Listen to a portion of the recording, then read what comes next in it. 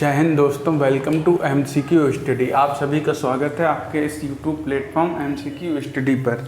आज हम आपको बिहार स्पेशल जो है चौथा क्विज कराने जा रहे हैं। इससे पहले आपको हमारे 3 क्विज हो चुके हैं जो आपको हमारे यूट्यूब चैनल की प्लेलिस्ट पर मिल जाएगी। प्लेलिस्ट को हमने मेंशन कर दिया है अपने डिस्क्रिप्शन बॉक्स में, तो आप वहाँ पर जाकर देख सकते हैं। इसके अलावा आपको हमारे में जीके क्विज की भी प्लेलिस्ट मिल जाएगी। आप जीके क्विज देख सकते हैं। फेमस पर्सनालिटी की प्लेलिस्ट मिल जाएगी, फेमस पर्सनालिटी आप देख सकते हैं। और हम डेली का डेली करंट अफेयर तो हम आपको अपडेट करके देते ही हैं, आप उसे भी देख सकते हैं। और हम आपको हिंदी क्लास और हिस्ट्री की क्लास पढ़ा रहे थे। जो हिस्ट्री की तो मान लीजिए लगभग शायद 10-12 दिन से लगभग बंद चल रही है, लेकिन हम जल्दी उसे शुरू करेंगे। एक आध दिन में जल्दी शुरू कर देंगे। और हिंदी की क्लास भी हमने आपको संधि में केवल स्वर संधि और व्यंजन संधि पढ़ाई, विसर्ग संधि रह गई, तो उसे भी जल्दी कंप्लीट कर देंगे। और उसके फिर बाद आगे का टॉपिक हम आपको पढ़ाएंगे। तो दोस्तों, अभी फ़िलहाल यहाँ बिहार स्पेशल जो क्विज है इस पर ध्यान देते हैं। ये बिहार की जो टीचर्स की वैकेंसी आई है उसके लिए, और बिहार में जो भी एग्ज़ाम होते हैं उसके लिए, और BPSC जो इस समय फॉर्म भरा जा रहा है बिहार PCS का, उसके लिए भी ये इम्पॉर्टेंट है। बिहार स्पेशल क्वेश्चन है। तो दोस्तों, पहला क्वेश्चन करते हैं। कांग्रेस सोशलिस्ट पार्टी की बैठक पटना में कब हुई थी? तो याद रखिएगा, कांग्रेस सोशलिस्ट पार्टी की बैठक पटना में कब हुई थी? ऑप्शन ए दिए हुए हैं आपको 4, 1921, 1934, 1937 और 1939। तो आपका क्या सही आंसर रहेगा? सही आंसर रहेगा ऑप्शन नंबर बी। तो क्या कांग्रेस सोशलिस्ट पार्टी की बैठक पटना में मई 1934 में हुई थी, याद रखिएगा। नेक्स्ट पर चलते हैं। दूसरा क्वेश्चन है, मुजफ्फरपुर में किंग्स फूड की हत्या का प्रयास कब किया गया? तो मुजफ्फरपुर में किंग्स फूड क्या थे, मजिस्ट्रेट थे, उनकी हत्या का प्रयास कब किया गया? ये किया गया था, पहले तो हम ये आपको बता देते हैं कि किसने किया। ये हत्या का प्रयास किया था खुदीराम बोस जी ने। खुदीराम बोस जी और प्रफुल्ल चाकी ने हत्या का प्रयास किया था किंग्स फूड की। कब किया था?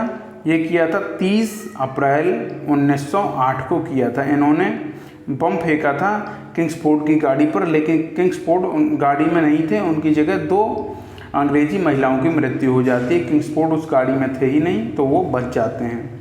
तो ऑप्शन के हिसाब से किस में रहेगा? ऑप्शन नंबर ए 1908 में, 30 अप्रैल 1908 को किंग्स फूड की हत्या का प्रयास किया गया था। नेक्स्ट पर चलते हैं। पटना कलम अथवा पटना शैली का अंतिम चित्रकार किसे माना जाता है? ये होना चाहिए यहाँ पर।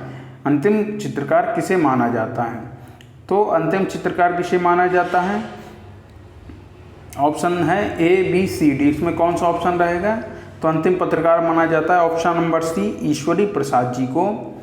किसका? पटना कलम या पटना शैली का अंतिम चित्रकार माना जाता है। किसको? ईश्वरी प्रसाद जी को, याद रखिएगा।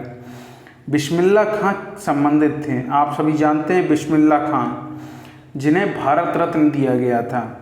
तो उस्ताद बिस्मिल्लाह खां किसके लिए प्रसिद्ध थे?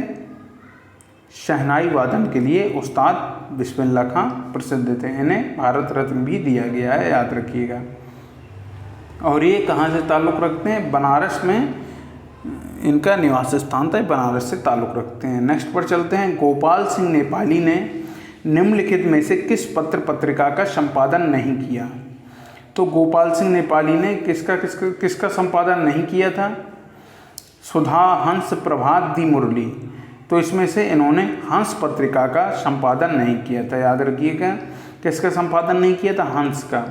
बाकी इनने किसका संपादन किया था? सुधा, प्रभात और दी मुरली नामक पत्रिका का संपादन किया था। किसने? गोपाल सिंह नेपाली ने, याद रखिएगा, ये पूछा जा सकता है। नेक्स्ट पर चलते हैं। महाकवि विद्यापति किस युग के कवि थे? तो आपको बताना है कि महाकवि विद्यापति जो थे किस युग के कवि थे। तो ये थे किस युग की? ये मध्यकाल के कवि थे, याद रखिएगा। मध्यकाल के कवि थे कौन? महाकवि विद्यापति। नेक्स्ट पर चलते हैं। दिनकर जी अपनी किस रचना से राष्ट्र कवि के रूप में प्रतिष्ठित हुए?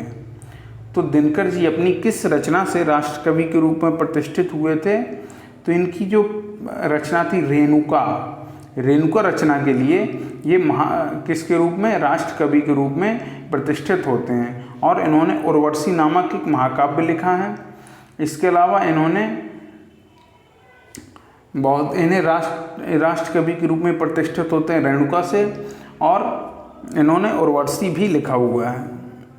और इसके अलावा आप ये बताइए इन्होंने एक कौन सा महाकाव्य लिखा है जिसमें इन्होंने किसके बारे में, कर्ण के बारे में वर्णन किया है। तो आप बताइएगा, हम आपको इस वीडियो के अंत में बताएंगे, याद रखिएगा, या भी 1-2 क्वेश्चन के बाद ही बता देंगे।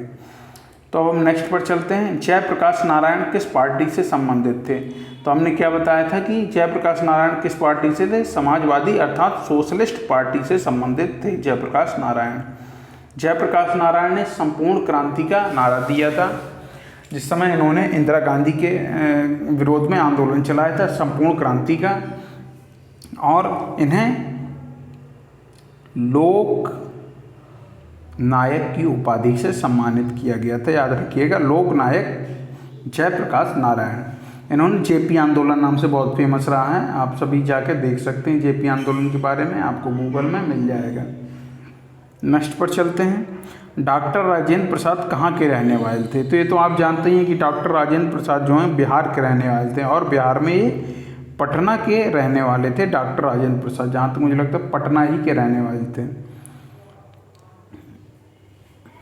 और डॉक्टर राजेंद्र प्रसाद के बारे में आप क्या जानते हैं? डॉक्टर राजेंद्र प्रसाद जो थे भारतीय संविधान सभा के पहले स्थायी अध्यक्ष थे। याद रखिएगा, पहले स्थायी अध्यक्ष कौन थे? डॉक्टर राजेंद्र प्रसाद। इसके अलावा डॉक्टर राजेंद्र प्रसाद भारत के प्रथम राष्ट्रपति के रूप में भी इन्होंने कार्यकाल इनका कार्यकाल रहा है, और ये 2 बार लगातार राष्ट्रपति रहते हैं। नेक्स्ट पर चलते हैं। अगला क्वेश्चन कौन सा है देखते हैं। राम कुमार शुक्ला किस गांव के निवासी थे? अब आप राम कुमार शुक्ला के बारे में जान सकते हैं किस गांव के निवासी थे। तो ये किस गांव के निवासी थे? मुरली भरहवा। किसके थे? ऑप्शन नंबर बी, मुरली भरहवा गांव के निवासी थे। कौन? राजकुमार शुक्ल। राजकुमार शुक्ल, याद रखिएगा। अब आप ये बताइए कि राजकुमार शुक्ल का आप को किस प्रकार से जानते हैं, कि आपने इनको जाना है कि इनका कहाँ योगदान है? आप ये बताइए कि राजकुमार शुक्ल आपने नाम सुना होगा, महात्मा गांधी से रिलेट करके देखिएगा तो आपको याद आ जाएगा। नेक्स्ट पर चलते हैं।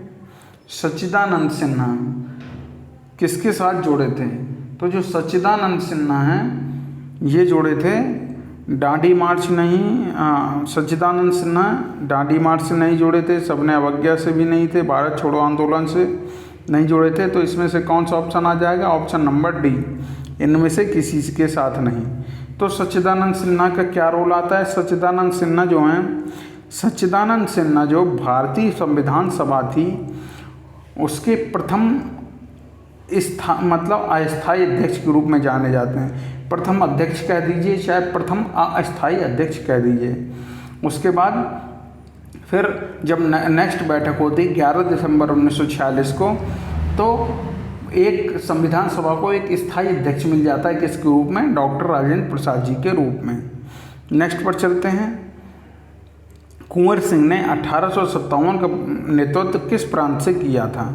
तो आप जानते हैं कि कुंवर सिंह कहाँ के राजा? जगदीशपुर के राजा कुंवर सिंह ने 1857 के विद्रोह का नेतृत्व कहाँ से किया था? बिहार राज्य से किया था, याद रखिएगा।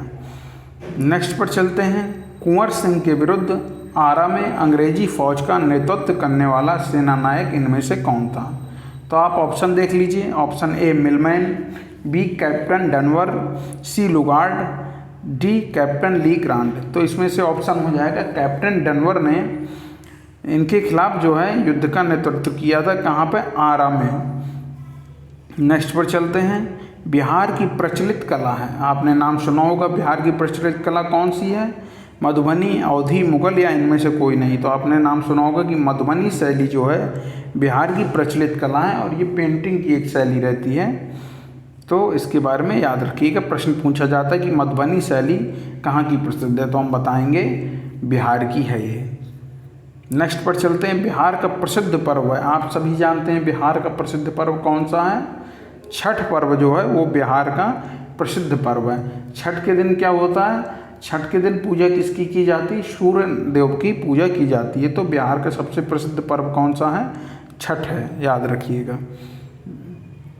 नेक्स्ट पर चलते हैं, सोनपुर मेला को क्या कहते हैं। सोनपुर मेला को क्या कहते हैं, सोनपुर मेला को कहते हैं हरिहर मेला। हरिहर मेला यानी हरिहर क्षेत्र मेला, ऑप्शन नंबर ए जो दिया है, हरिहर मेला या हरिहर क्षेत्र मेला कहते हैं सोनपुर को। और सोनपुर में आप बताइए कि सोनपुर में किसके सबसे बड़ा बाजार लगता है। तो बता देते हैं कि पशुओं का जो है सबसे बड़ा बाजार सोनपुर मेला में लगता है। नेक्स्ट पर चलते हैं। नेक्स्ट है, निम्नलिखित में से कौन बिहार का लोक नृत्य है। तो बिहार का जो लोक नृत्य है इनमें से कौन सा है, झाली, गरबा, कर्मा या जट जाटिन। तो याद रखिएगा ऑप्शन नंबर जो डी है, जट जाटिन, ये बिहार का प्रसिद्ध लोक नृत्य। हम आपको बिहार के लोक नृत्य से संबंधित एक सेपरेट वीडियो अलग से डाल देंगे। नेक्स्ट पर चलते हैं, पद्मश्री सीता देवी किसकी प्रसिद्ध हस्ती थी। तो पद्मश्री जो सीता देवी हैं वो शास्त्रीय नृत्य की थी कि मधुबनी पेंटिंग, मैथिली सिनेमा या भोजपुरी सिनेमा। तो जो सीता देवी थी वो मधुबनी पेंटिंग की एक प्रसिद्ध हस्ती थी, याद रखिएगा। हमने मधुबनी पेंटिंग बताया कि बिहार की जो पेंटिंग है वो मधुबनी क्षेत्र की, उसे मधुबनी पेंटिंग कहते हैं और बिहार की सबसे प्रसिद्ध पेंटिंग है। तो जो सीता देवी थी वो मधुबनी पेंटिंग कमाल की करती थी और उन्हें इसी वजह से पद्मश्री पुरस्कार भी दिया गया। नेक्स्ट पर चलते हैं, नौ नालंदा महाविहार किसके लिए विख्यात है। तो क्वेश्चन क्या है, नौ नालंदा महाविहार किसके लिए विख्यात है। तो यह है कि महावीर स्वामी का जन्म स्थान है, कि संग्रहालय, पाली अनुसंधान केंद्र है या ह्वेनसांग स्मारक है। तो याद रखिएगा कि ये यहाँ पे जो है ह्वेनसांग स्मारक है और नौ नालंदा महाविहार इसके लिए ही प्रसिद्ध है। नेक्स्ट पर चलते हैं, निम्नलिखित में से किस नगर में सूर्य मंदिर स्थित है। तो जो सूर्य मंदिर है बिहार में किस नगर में स्थित है, यह है ऑप्शन नंबर सी, देवनगर जो है वहाँ पर सूर्य मंदिर स्थित है। नेक्स्ट पर चलते हैं, नालंदा नौ बिहार हो गया, निम्नलिखित में सूर्य मंदिर हो गया। हाँ, बिहार में परमानेंट सेटलमेंट लागू करने का कारण क्या था। या ऑप्शन देख लीजिए, जमींदारों का जमीन पर अधिकार, भू राजस्व का, जमींदारी प्रथा का निर्मूलन, राजस्व निर्णय करना, इनमें से कोई नहीं। तो याद रखिएगा, तो जो बिहार में परमानेंट सेटलमेंट कानून जो लागू किया गया उसका सबसे बड़ा अर्थ था जमींदारी प्रथा का निर्मूलन करना, क्योंकि वहाँ उस समय जमींदार काफ़ी अपने नाम जमीन करवा रखे थे और जो वहाँ की जनता थी, आम आदमी था, उन्हें उनके नाम पे जो ज़मीन नहीं थी। कुल मिला के कहा जाए तो खेती की ज़मीन का असंतुलन वितरण था, असमान वितरण कहा जाए तो ज़्यादा बेहतर है का असमान वितरण था। नेक्स्ट पर चलते हैं, बिहार में महात्मा गांधी के पूर्व सापेक्ष राष्ट्रीय सक्रियता की अनुपस्थिति इसके अभाव में देखी जा सकती। मतलब कि महात्मा गांधी के पहले बिहार में किस बात की अनुपस्थिति थी जिस वजह से राष्ट्रीय सक्रियता नहीं आ पा रही थी। तो एकीकृत समुदाय, मतलब लोग एक साथ नहीं आ रहे थे, गांधी जी ने यही काम करने में सफलता हासिल की। तो एकीकृत समुदाय जो था गांधी जी के पहले बिहार में इसकी कमी थी। नेक्स्ट पर चलते हैं, अगला क्वेश्चन है, किस क्षेत्र में राहुल सांकृत्यायन 1920 के असहयोग आंदोलन में सक्रिय थे। तो जो राहुल सांकृत्यायन थे 1920 के जो असहयोग आंदोलन है उसमें कहाँ से सक्रिय थे, वो छपरा से सक्रिय थे, छपरा नामक स्थान से सक्रिय थे। राहुल सांकृत्यायन के बारे में क्या जानते हैं, ये बहुत ही प्रसिद्ध रहे हैं किसमें, अपने यात्रा वृत्तांत को लिखने में। तो याद रखिएगा, एक क्वेश्चन आता है कि राहुल सांकृत्यायन किस विधा से जुड़े हुए हैं, तो हम बताएंगे यात्रा संस्मरण या यात्रा वृत्तांत कह सकते हैं। नेक्स्ट पर चलते हैं, चंपारण नील आंदोलन के राष्ट्रीय नेता कौन थे। आप जानते हैं कि चंपारण का जो नील आंदोलन थे उसके राष्ट्रीय नेता थे महात्मा गांधी। चंपारण आंदोलन कब चलाया गया था, 1917 में चलाया गया था। तिनकठिया प्रथा को हटाने के लिए। नेक्स्ट पर चलते हैं और आज का लास्ट क्वेश्चन है इस क्विज का, हजारीबाग में बिहारी स्टूडेंट कॉन्फ्रेंस का 16वां अधिवेशन कब हुआ? तो याद रखिएगा, हजारीबाग में जो बिहारी स्टूडेंट कॉन्फ्रेंस का 16वां अधिवेशन हुआ था, ये कब हुआ था? ये हुआ था 1921 में। याद रखिएगा 1921 में हजारीबाग में बिहारी स्टूडेंट कॉन्फ्रेंस का 16वां अधिवेशन हुआ था।